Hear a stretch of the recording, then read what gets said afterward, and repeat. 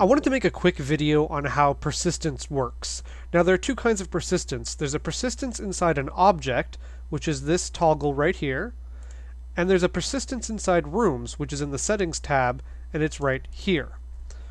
So I'm going to show you both of them right now, and I'll show you how I've set them up. I've got simply some sprites, which is a blue box, a red box, and a pink circle. So those don't matter right now. Here's what I've got. I've got 4 different objects. I've got object room code, which is like a controller object.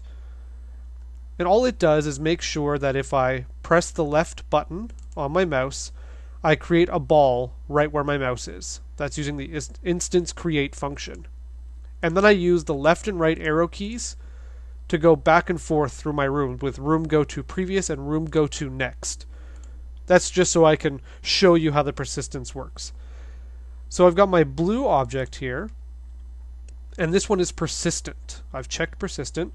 When it's created, global.number will increment by 1. It'll plus equal 1. And then I'm just going to draw it on the screen just above the box itself.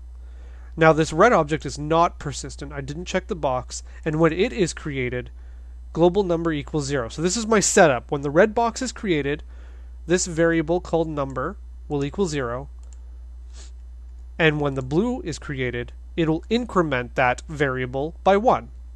And this is just my ball. It's not persistent, and if I click with the mouse anywhere in the room, I create a ball. So here's how the object persistence works. Okay, so here's the first room. We've got the red not persistent box and the blue persistent one. Now what happened when the room started? The red box was created, which made that variable called number equal 0. Then the blue box was created, which incremented that value by 1. Therefore, the value is 1. Now if I go to the next room, which if I show you what it looks like, there's nothing in it. There's nobody here. The room code is here. I need this instance here so I can switch between rooms. But there's no blue box or red box. But if I go to the next room, the blue box is here. And the reason for that is it's listed as persistent. What that means is that every time you go to a new room in GameMaker, that object will follow you into that new room at the exact same X and Y coordinate.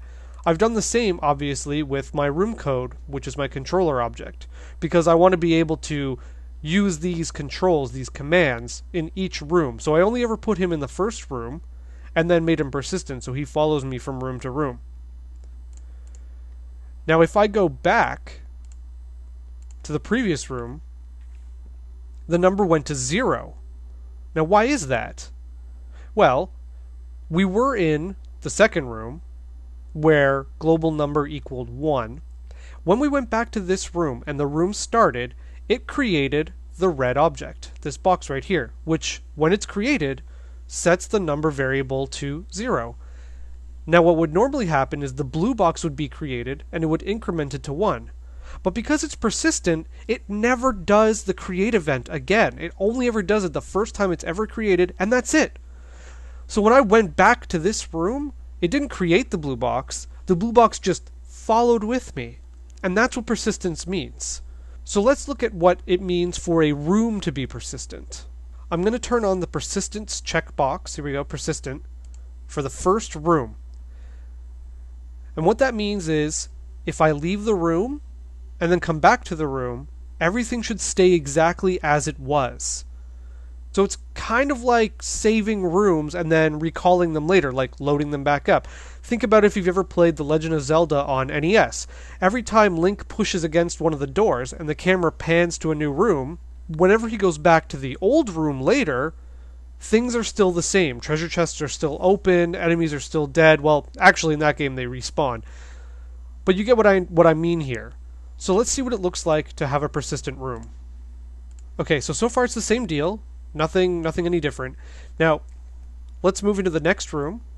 Okay, so the blue object followed me, still showing that global number equals 1, and red was never created in this room.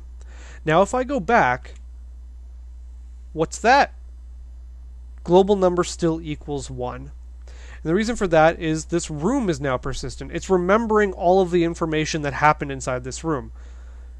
To expand on this even further, if you remember, I can create these ball objects just by clicking.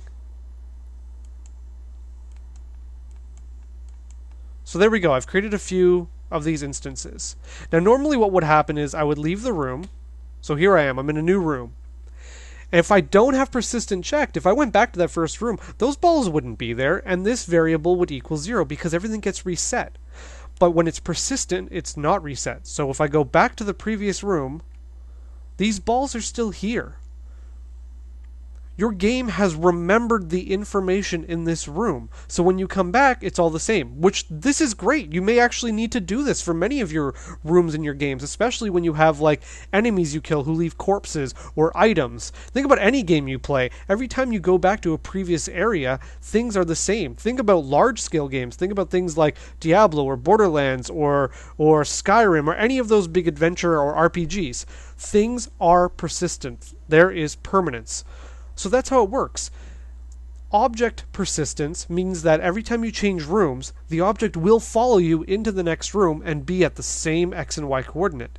And when a room is persistent, it remembers all of the information in this room, where everything was placed and where all of any variables that are localized to this room, wherever they were, whatever the values equaled, they will stay the same. And those are the two kinds of persistences.